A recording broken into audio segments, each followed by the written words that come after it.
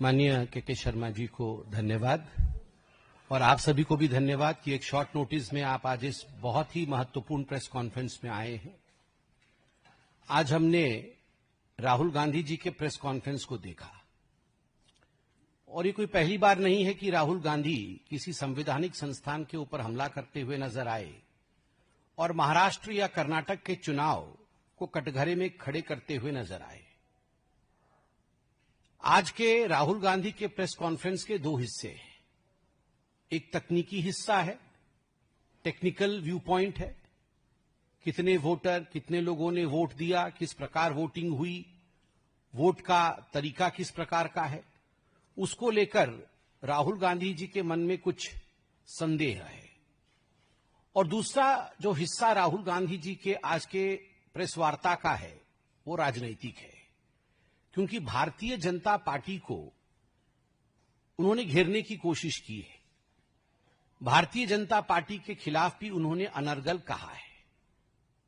मैं मानता हूं कि जो तकनीकी विषय हैं वो कंसर्न डिपार्टमेंट अर्थात चुनाव आयोग, मैंने अभी कुछ देर पहले मीडिया में भी देखा है, चुनाव आयोग ने भी कुछ जवाब दिया है।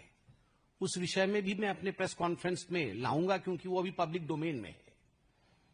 मगर तकनीकी विषयों को अलग रखते हुए एक वृहद विषय को लेते हुए, राजनीतिक विषय को लेते हुए मैं इस प्रेस कॉन्फ्रेंस को संबोधित करता हूं। पहली बात है कि राहुल गांधी और कांग्रेस पार्टी ने आज तक उन राज्यों में कोई भी प्रेस कॉन्फ्रेंस नहीं किया जिन राज्यों में उनको जीत मिली है। ये जो मीठा मीठा गपगप और कड़वा कड़वा थू थू, यह जो सिलेक्टिविटी है कि हम सिलेक्टिव आउटरीच दिखाएंगे, यह भी भारत की जनता देख रही है। आप हिमाचल में जीतते हैं तो उस समय तो नहीं कहते हैं कि इलेक्शन कमीशन ने अच्छा काम किया, उस समय तो आप नहीं कहते हैं कि इलेक्शन कमीशन ने कहीं ना कहीं फर्जीवाड़ा किया, उस समय आप फर्जीवाड़ा आपको नजर नहीं आता है या आप बधाई भी नहीं देते हैं, उस समय आप न्यूट्रल हो जाते हैं। आप तेलंगाना में जीतते हैं, आपका मुख्यमंत्री बनता है तेलंगाना में, भारतीय जनता पार्टी हार जाती है, उस समय का कोई भी प्रेस कॉन्फ्रेंस आप दिखा दीजिए कि राहुल गांधी ने कहा हो कि तेलंगाना में इलेक्शन कमीशन ने फर्जीवाड़ा किया है। उस समय किसी के ऊपर कोई प्रश्नवाचक चिन्ह नहीं उठाते हैं। जब आपको 99 सीट मिलती है लोकसभा के चुनाव में तो आप पूरे देश में सेलिब्रेट करते हैं और कहते हैं देखो हमारी जीत हो गई। कैसे? यदि देश का लोकतंत्र हार गया, यदि देश का चुनाव आयोग ही कॉम्प्रोमाइज्ड है आपके कहने के मुताबिक, तो आप सेलिब्रेट किस बात का कर रहे हो कि हम जीत गए हैं, हमें अधिक सीटें मिली है। तो कहीं ना कहीं एक सिलेक्टिव आउटरीच कांग्रेस पार्टी और राहुल गांधी में देखने को मिलता है।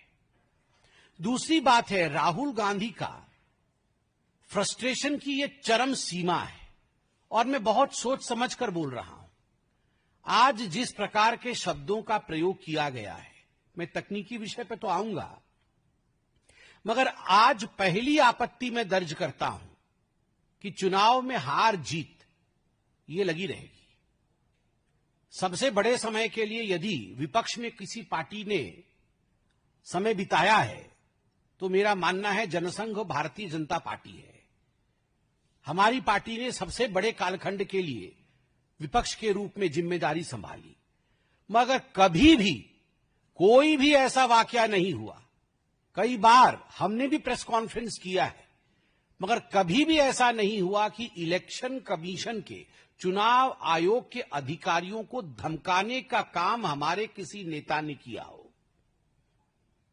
आज के शब्द क्या थे राहुल गांधी जी के? राहुल गांधी जी के शब्द थे, यदि मेरे प्रेस कॉन्फ्रेंस के ऊपर जवाब नहीं आया तो there will be serious consequences, बहुत घातक परिणाम होंगे। सीरियस कॉन्सिक्वेंसेस को अगर हम ट्रांसलेट करते हैं तो हिंदी में अनुवाद बनता है घातक परिणाम होंगे। क्या घातक परिणाम होंगे? उन्होंने यह भी जस्टिफाई किया कि एक दिन ऐसा आ सकता है कि जब हम ऑपोजिशन वाले, अभी भी उनके मुंह में खुद ही कांग्रेस पार्टी के सर्वोच्च नेता के मुख से यह नहीं निकल रहा है कि एक दिन ऐसा भी आ सकता है कि कांग्रेस पार्टी सरकार बना सकती है। He lacks confidence to that extent. उस हद तक उनके मन के अंदर कॉन्फिडेंस और विश्वास नहीं है कि कांग्रेस पार्टी कभी भविष्य में सरकार बना सकती है। वो आज भी कह रहे हैं कि ऐसा समय आ सकता है कि भविष्य में ऑपोजिशन कभी सरकार बना सकती है। तब चुन चुन कर एक एक अधिकारी को, वो कितना भी बड़ा क्यों ना हो, उसको छोड़ा नहीं जाएगा। ये किसकी भाषा है? ये एलओपी की भाषा है या एक, मैं तो खराब शब्दों का प्रयोग, अमर्यादित शब्द का प्रयोग करना कदाचित नहीं चाहूंगा, या सड़क चलते किसी ऐसे व्यक्ति की जो रोड रेज में बोलता है। This language is the language of election rage, कि आपके गाड़ी का एक्सीडेंट हो गया है, आपके पार्टी का एक्सीडेंट हो गया है बिकॉज ऑफ नॉन परफॉर्मेंस, और आप इलेक्शन रेज में आ गए हैं। जिस प्रकार रोड रेज का हम केस देखते हैं, राहुल गांधी जी का ये इलेक्शन रेज है। ये कई महीनों से चल रहा है। जब आप कहते हैं कि चुन चुन के मैं छोड़ूंगा नहीं, मैं बर्बाद कर दूंगा ऑफिसर्स को, this is not the language. मैं सत्ताधारी पार्टी का प्रवक्ता हूं। मेरे बगल में आदरणीय केके जी बैठे हैं, ये सत्ताधारी पार्टी के प्रवक्ता हैं। मुस्कुराकर हमें इन प्रश्नों का उत्तर देना होगा। एक क्षण के लिए भी हमारे मुख पर एरोगेंस और अहंकार नहीं होना चाहिए। हम कौन हैं? हम नौकर हैं, हम जनता के सेवक हैं, चाकर हैं हम।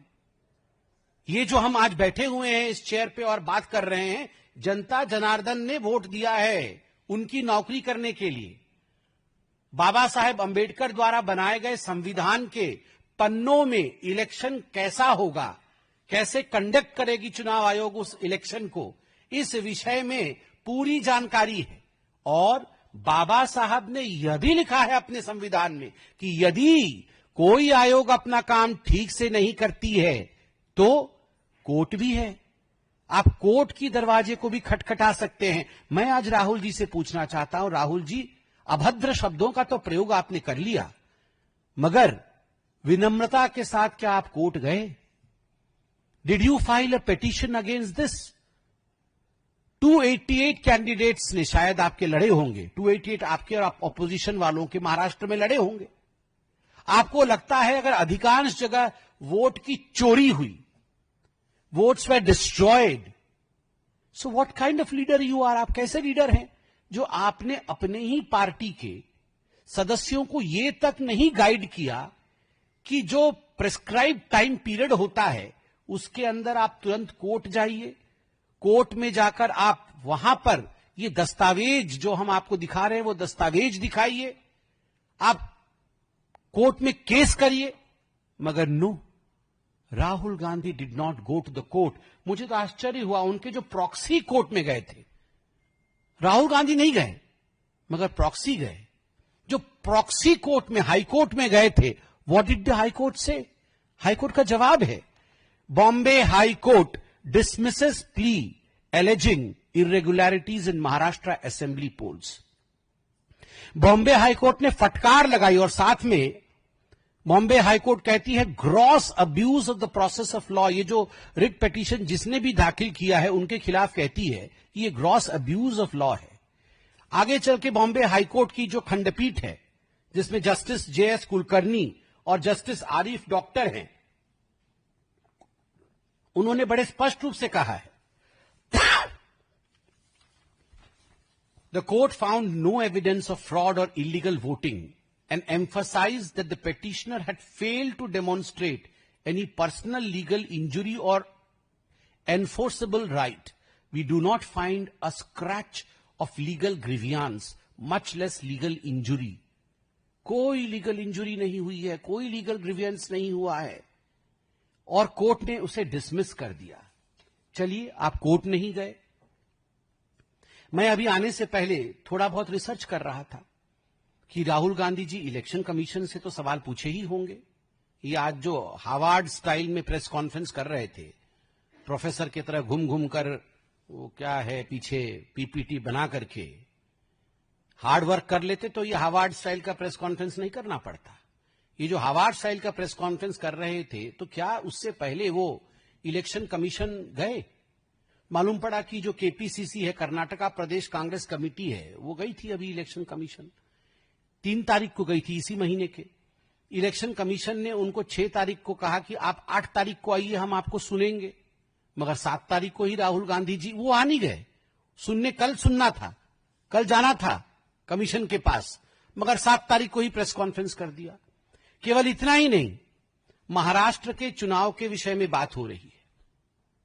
महाराष्ट्र के चुनाव को लेकर जब नवंबर 2024 में राहुल गांधी जी ने पहली बार आपत्ति दर्ज की, तो दिसंबर में ही इलेक्शन कमीशन ने चिट्ठी लिख के बुला लिया था कि राहुल जी आप आइए ना, you come and have a discussion with us. वो चिट्ठी भी मैं लेकर आया हूं। मैं ये चिट्ठी इसलिए लेके आया हूं क्योंकि ये चिट्ठी पब्लिक डोमेन में है और ये किसी और देश का इलेक्शन कमीशन नहीं है, ये हमारे देश का ही इलेक्शन कमीशन है। तो यदि पब्लिक डोमेन में वो चिट्ठी है, और उस चिट्ठी में क्या लिखता है election commission? In view of your article published in a newspaper on 7/6/2025, ये हाल की बात है। कई चिट्ठियां लिखी है इलेक्शन कमीशन में, मैं एक चिट्ठी का उदाहरण दे रहा हूं। 7/6/2025 को एक बड़े अंग्रेजी अखबार में राहुल गांधी का महाराष्ट्र के चुनाव को लेकर आर्टिकल छपा था। उस आर्टिकल में वही बातें की गई थी जो बातें आज उन्होंने प्रेस कॉन्फ्रेंस में की है। तो चुनाव आयोग ने कहा था कि माननीय राहुल जी, ऐसा है कि नवंबर 2024 में महाराष्ट्र का चुनाव हुआ, दिसंबर में भी आपने यही सब आरोप लगाए थे, तो हमने आपको दिसंबर में ही बुलाया था। चलिए कोई बात नहीं, आप नहीं आए। यहां पर इलेक्शन कमीशन ने कुछ डाटा दिया है, ये पब्लिक डोमेन में डाटा है।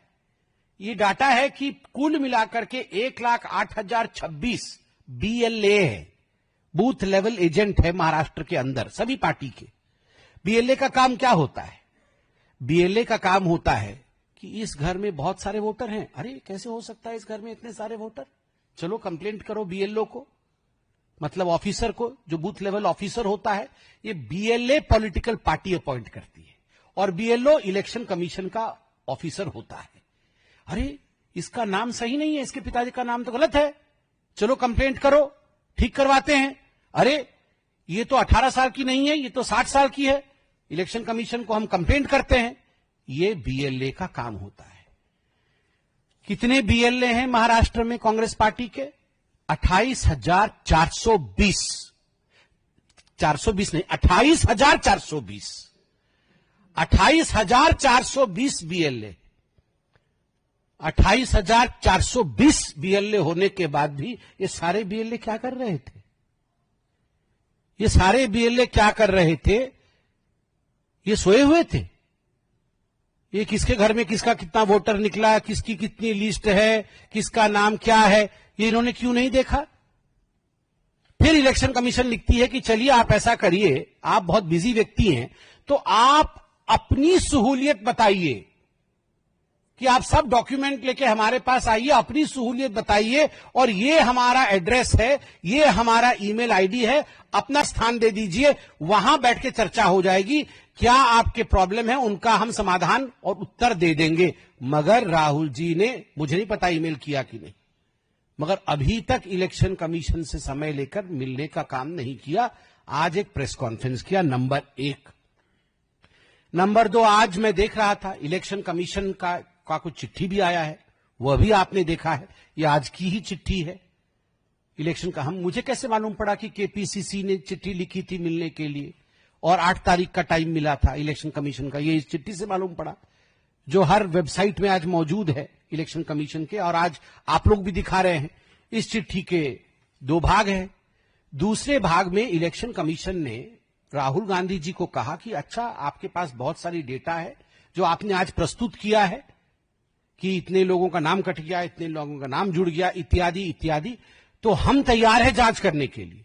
मगर जांच का एक प्रोसीजर होता है कि ये जो सारी कागजें आप देख रहे थे, मोटी मोटी कागजें बंडल बंडल लेके घूम रहे, ये सारी जो कागजें हैं, आप ओथ में कि मैं राहुल गांधी, फलाना ढिकड़ा मेरा एड्रेस, मैं ओथ पे कहता हूं कि ये सब कागज मेरे पास है, मैं इन्हें सत्यापित करता हूं, आप इसकी जांच करिए। इसको सत्यापन करना होता है। पार्लियामेंट में भी मैं कोई भाषण दे दूं तो ऑपोजिशन अगर कह दे कि यह सांसद ठीक नहीं बोल रहे हैं तो मुझे सत्यापित करना पड़ेगा पार्लियामेंट में। I have to place on record कि जो मैं बोल रहा हूं वो सत्य बोल रहा हूं, क्योंकि हम सब अंडर ओथ हैं, तो हमको सत्यापित करना पड़ेगा। राहुल गांधी देश के लीडर ऑफ अपोजिशन हैं। उन्होंने एक संवैधानिक संस्था के खिलाफ कुछ आरोप लगाए, उनका डेमोक्रेटिक राइट है, मगर जो हमारी संवैधानिक सत्यापन है, जो संविधान कहती है, वो कहती है कि रूल ऐसे है, कंप्लेंट किया है तो अंडर ओथ आप लिख के दीजिए कि ये कागज है, मैं ये डिपॉजिट कर रहा हूं, मेरे को ये कागज इस सोर्स, ठीक सोर्स है, आप इसका इन्वेस्टिगेशन कीजिए। जब आप लोगों ने राहुल गांधी से पूछा कि आप ओथ में देंगे, तो राहुल गांधी बोलते हैं मेरे शब्द ही मेरे ओथ हैं, my words are my oath. बहुत बड़ा बाहुबली है। माई वर्ड्स, मेरे शब्द ही मेरे शासन है। यही हम चाकर हैं, हम नौकर हैं लोगों के, और ये राजा हैं। मेरे शब्द ही मेरे शासन है। ये तो इस फिल्म में डायलॉग था ना, मेरे शब्द ही मेरे शासन है। मैं बोल दूंगा वही शासन होगा। नहीं, आप गांधी परिवार के हो सकते हैं, आप गांधी जी नहीं हैं।